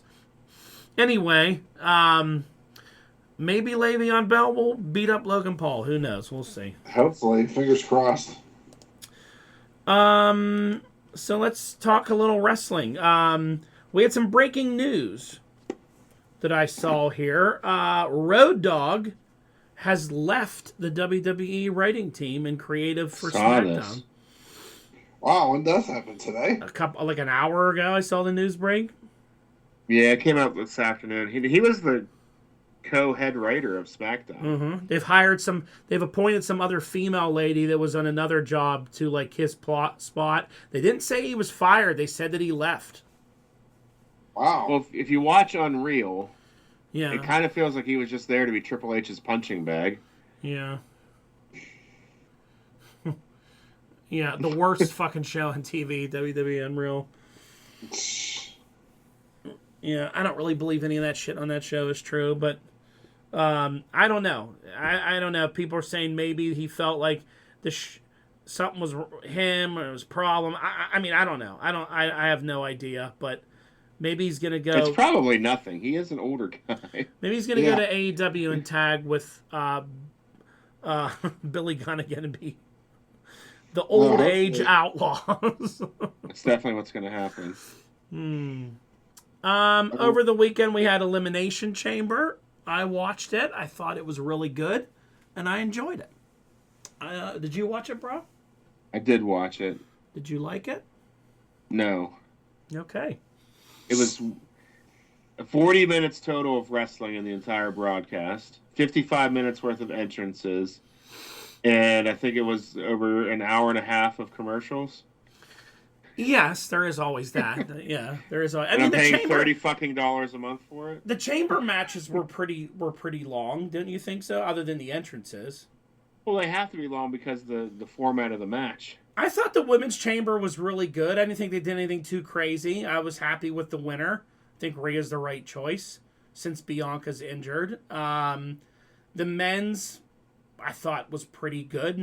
They weren't the greatest chambers I've ever seen. Cody wins the title on SmackDown this week. No, so Cody ain't winning that title. You think Jacob Fatu is going to let that match happen? That's a fatal 4-way at WrestleMania. Yeah. Hands down. That's a fatal 4-way. Jacob's going to interfere. All those wrestlers on that show are all tied together. They all keep interfering. They all have stories going, rivalries with each other. Yeah, you're probably right, but it's going to go fatal 4-way. then why have the Elimination Chamber? Because Randy Orton gets a guaranteed shot, and then he's going to say, fuck it, I'll fight all of you. I mean, I don't know. I don't know if this is really happening or not, but, you know, I feel like there's schmoz inbound with all that. Mm-hmm. Well, it gets those guys on the card. Yeah, I don't know. I don't know where they're going with some of the stuff. AJ Lee won a title in Chicago. Punk and Balor I thought was decent. You know, that was fine. What are they doing with Finn Balor? I think Finn Balor's going to probably fight Dom Mysterio at WrestleMania. I think that's where this is all leading. For what? Fun? No Intercontinental title on the line now. I think their feud has gone beyond that title. I mean, I don't know. Finn was fighting for the world title. It feels like a secondary letdown than you're like, all right, fuck it, I'll just go beat up my friend. I feel like him and Dom have more of a... They've had a thing for years with each other, you know? Like, there's something they could do there with people. We'll see. They? I was happy with Penta getting the title. It's good to see him. I know that's something he wanted to do, and I saw that. Everybody was talking about Mr. Danhausen. and I feel bad for him. Like, I don't think you should feel bad for him at all because he has the #1 selling shirt in that company right now, and it's just for that night though. And it's out of like the top 50, I think. Not really. I just looked it up. He had a high selling shirt. He had 7 million views for his entrance, and every single person was talking about him. I think it did exactly what it was supposed to do. I didn't think there was anything wrong with it. I just felt bad that he got booed for no reason because I didn't see anything wrong with the debut at all. Well, here's the thing with that whole crate thing. I saw people that were like, they got us so hyped for a crate. And I'm like, you clearly don't watch the show because no, they didn't. They had one. It was like a nuisance on the show. They had one segment on Raw send it to SmackDown. Where Adam Pearce was like, "Yeah, send it to SmackDown." SmackDown was like, "I don't want this dumb thing. Get it out of here." Nobody was like, "Oh my God, what's in the crate?" Fan expectation builds this shit up more than anything. Everybody thought Jericho. The Chicago crowd. I saw a guy that was there that said, "We wanted Jericho. We were cheering for Jericho." Why would fucking Too bad. I want Andre the Giant to come out of it. Yeah. Chris Jericho is signed to AEW. He's on the roster page. And first of all, why would he come out of a crate that he was sleeping in for 3 weeks? Like the things that they come up with in their brain, they make you feel that way. There was nothing wrong with it. No, it was fine. It was totally fine. It's a perfect way to debut a character like Danhausen. I saw nothing wrong with it. And then on Monday, he cursed Dom, and Dom lost the title, and everyone likes him on the internet now.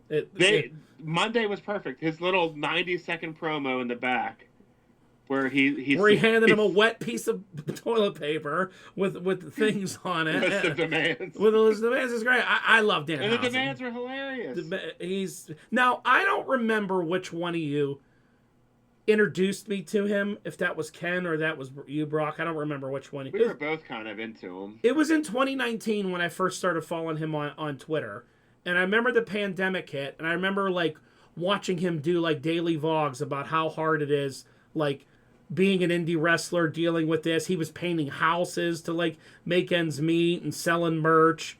And I remember it was good for him when he got picked up by AEW, but they picked him up and he had nothing with him. He had a broken leg, and I saw the story that he told on Chris Van Vliet where Cody Rhodes said to him, "Well, why don't you just like, can you crawl?" And he was like, "I can crawl. I can't really walk." He said, "Crawl out from another ring during my ladder match," and that was like all they did with him.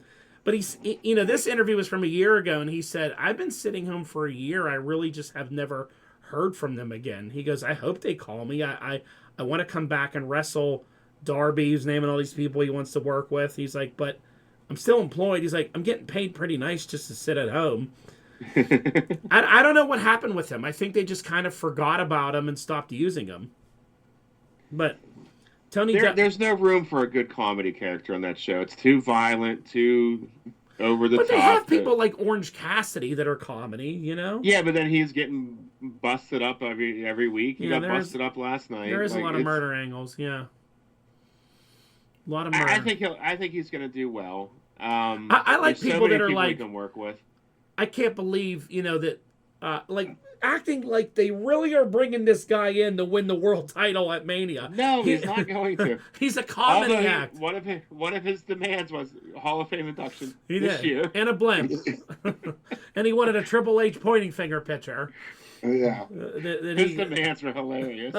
Oh, it was really good. I mean, it works. I think he works so well in that. Like, my son saw him for 2 seconds. It was like, that guy's hilarious. Who is that guy? Like, he's I gonna. just hope they don't start scripting him.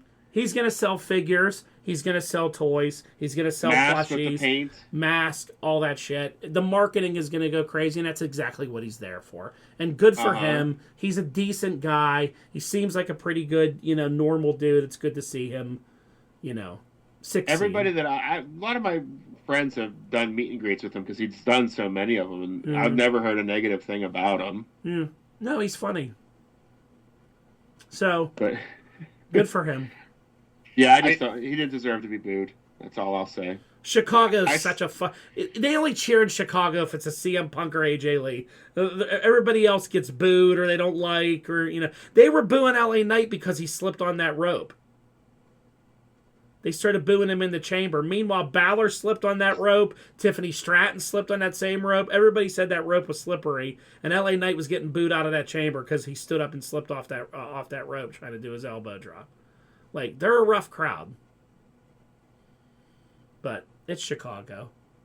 It's CM. I saw two guys who were apparently watching it live and like kind of doing their reaction. And when the girls started walking out of the coffin, the one dude just goes, "What the fuck is this?" And then I guess it's Danhausen. I didn't know who it was. He comes walking out. The guy just took his headset off and walked out. Yeah, I saw people overreacting to it. I saw another guy that was like, "Fuck you, Triple H, you motherfucker! I'm like, why are you this angry over it? This could have been the greatest. Could have been a lot worse. People are like, this could have been the greatest thing ever. I'm like, a wooden crate could have been It could have been the Andre the Giant trophy too. Like, that's what I thought it was. I was all over TikTok posting that's what I thought it was. Yeah, I mean, my Something God, stupid. I thought it was gonna be a WrestleMania ad. Like, tickets are now on sale. A promo code for DoorDash. Like, So it was pretty silly. it was fine. There was nothing. That was actually something I think they got right. I thought it was great. I laughed my ass off at it. I liked his little puff of smoke that he got. And He timed it perfectly too. Both times he did it with the fingers, the puff of smoke. He'll be fine. He'll have a lot. He'll entertain people in the backstage and do all that. It'll be fine. He never has to wrestle again. He's going to be in Balor's corner when he faces Dominic at WrestleMania. You heard it here first. JD in the corner of Dom, Danhausen in the corner of Finn. You're going to get some great Finnhausen jokes. Danhausen moves up the Demon and Finn Balor. Yeah, a demon That'd be great. along with him. So that happened. Yeah, he's fine. Yeah, he'll be fine. His shirt is pretty cool on WWE. I was checking it out. They're definitely playing into the teeth thing again. Yeah, they're big with the teeth. Some topics on AEW that I wanted to talk about, get your opinion. Did you guys see the Penelope Ford injury? No. I heard about it, but I didn't see it. So Penelope Ford last week when she was in a tag team, she was doing a running and a dive outside onto Willow Nightingale and Harley Cameron. Harley Cameron is standing there with her arms out, and the minute Penelope goes into the air, Harley kind of backs away like a little scared, then realizes, shit, I need to catch her, and at the last minute doesn't catch her, and Penelope fell, injured herself. She's probably going to be out for a little bit again. So the internet fucking filleted Harley Cameron to the point where she closed her Twitter account permanently. Jeez.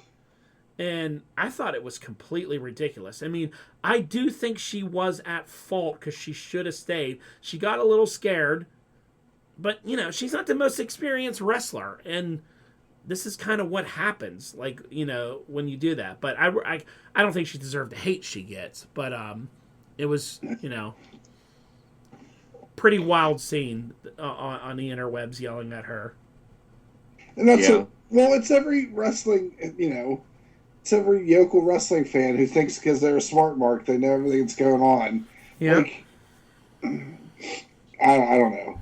It's sad. I feel like she's someone that tries to learn the business, and she's trying to. She's a very entertaining girl. I mean, she puts Yeah. her heart and soul into it. She's getting better in the ring, and she's very entertaining. I would have her on TV more, just cutting promos and singing. She's a hell of a singer, too. Yeah, they could do a lot with her. Yeah.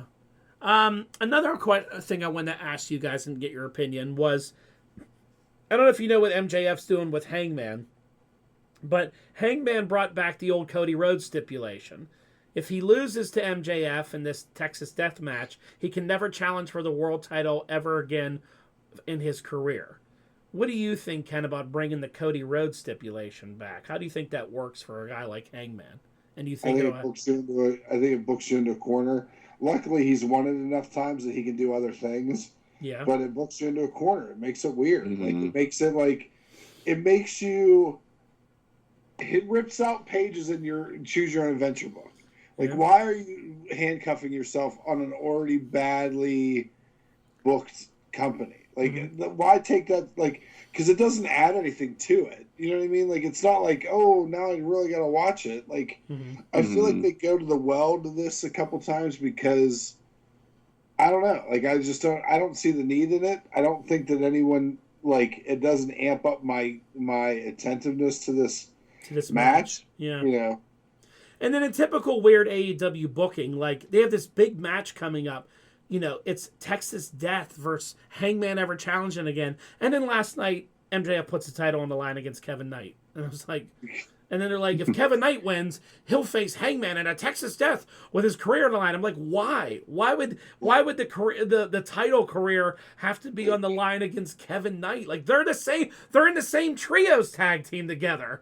Like, well, like why would they do that? You know, like that. It's strange things that they do with that. You know.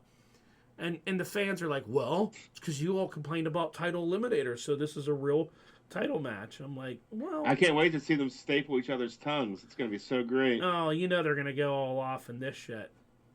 Do you think Hangman loses Brock and they put the stip on him? Probably because they think it'll be fun and controversial and then just be stupid. Maybe much like the Cody Rhodes stipulation when he had it, a new title will come out of it. Because that's what they need. That's where the TNT title was born. Deathmatch title. Yeah. Yeah, you're probably right, though. Yeah, probably. I will say my favorite thing on wrestling this week, since last week we talked to this week, is not anything that happened in AEW. My favorite thing in wrestling right now is Proto-Kata. Have you seen Proto-Kata yet? No. So Proto-Kata is, I was never a big Okada fan before. But in the past year, Okada has really won me over with, especially since moving under Don Callis, how much he fucking hates Takeshita. Like, I find it very amusing every week. He finds ways to flip him off, to be a dick to him. Like, they're obviously building towards a match between the two of them. So they've been doing this thing where Takeshita and Kyle Fletcher, who I really like Kyle Fletcher a lot, are like best friends. So now Okada has been trying to make Kyle his best friend. So he's been like offering them to come out to matches with him.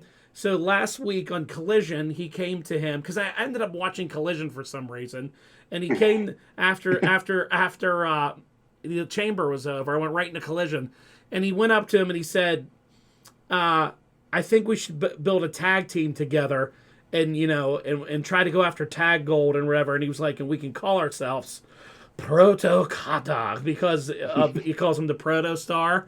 So now that they formed this tag team, they go on Collision, they beat somebody, and then last night they brought in Mark Davis, who was Fletcher's other partner, and they ended up beating Hangman and his two idiots to win the trios belts.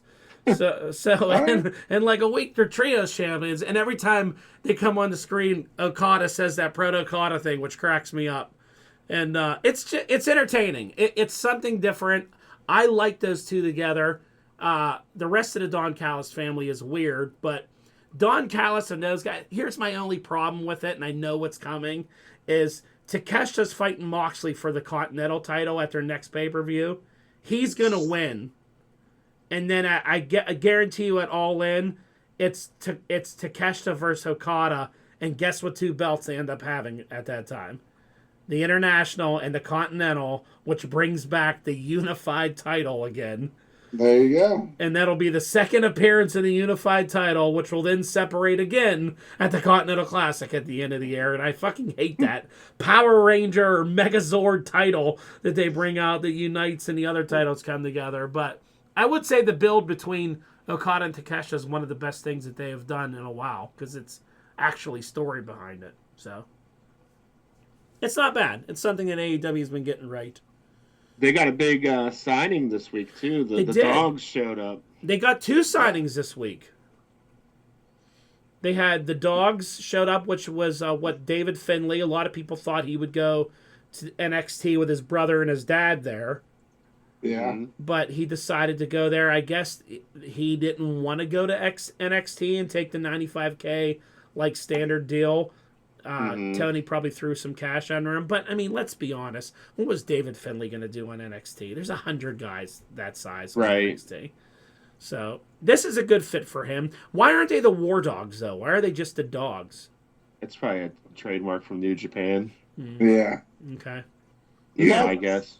Here's my problem is when you have how many members of the Bullet Club does AEW have, and they just can't fucking get it together and go, hey, let's make the Bullet Club so we can start selling shirts and like make... The Bullet Club's gone. Well, the rumor I heard, Ken, is they're going to do maybe like the Dogs versus the Elite kind of storyline down the road, because the Bucks are going to win these titles again this What about week the and Bang Bang Gang? Then you got the Bang Bang Gang. Yeah, well, I mean, those guys are always hurt.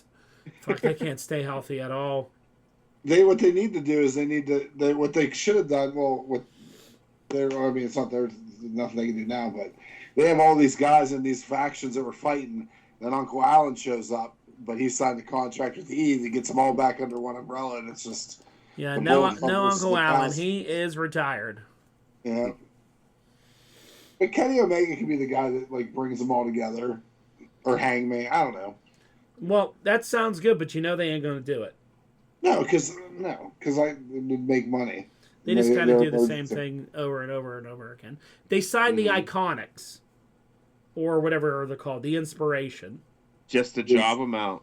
Yeah, they got beat. They got beat in 10 seconds. Well, I mean, to be quite honest with you, I mean, these two girls, I always liked the Iconics. They were fine. They are not that good of wrestlers, those two. And Jamie Hayter is a legit, really good wrestler.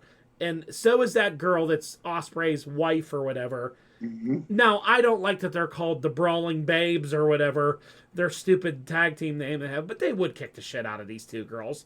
And they kicked the shit out of them in like 2 seconds. And fans were mad. You squashed them. I'm like, they're a comedy act. They're not there to win anything. They're there to get beat up. You need people to beat up. I think also that they kind of... Let me get this out. It adds more tag teams to that women's tag division. Right. They can also win it easily and be okay with it, but I think that they're the kind of wrestlers that don't need to be around all the time. They get a pop. You can build them up for that. They lose all the time, and then they get that inspirational win.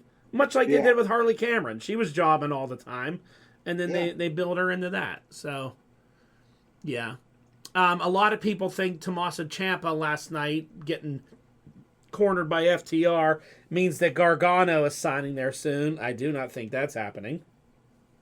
I think he left to get away from being constantly with Gargano. I don't think he'd be seeing Gargano on TV at all right now if he was on his way out. I think Johnny Gargano sleeping everywhere is absolutely hilarious. He's at birthday parties laying down. He came down on SmackDown and laid on the ring for a while. He was on top of the crate one week. When he was on top of the crate, I was laughing my ass off. That's hilarious. I don't think Ciampa wants to do tag teams anymore. I think he wants to establish himself, being a solo wrestler. So, we'll see what happens with him. Other than that, that was, the plumber was on. He beats people up every week, does his little story. And there you go. The ratings have been up, which has been good for them. But everyone's ratings up because they went back to the old way of doing ratings, and everybody's ratings are up again, so everyone's happy. It's a good way to do it. Mm-hmm. All right. Justin, breaking news. Nothing else that I'm seeing. Okay. And that's it. Take us all the way out. All right. Please like, share, subscribe, invite, and just remember that, hey, you're part of it. Yeah! Stop it. Turn it off. We're going to get copyright stricken. No, we're not. For that drivel. You're part of it. Kiss your Good night, mother on the mouth for us. Goodbye. Yeah. Later.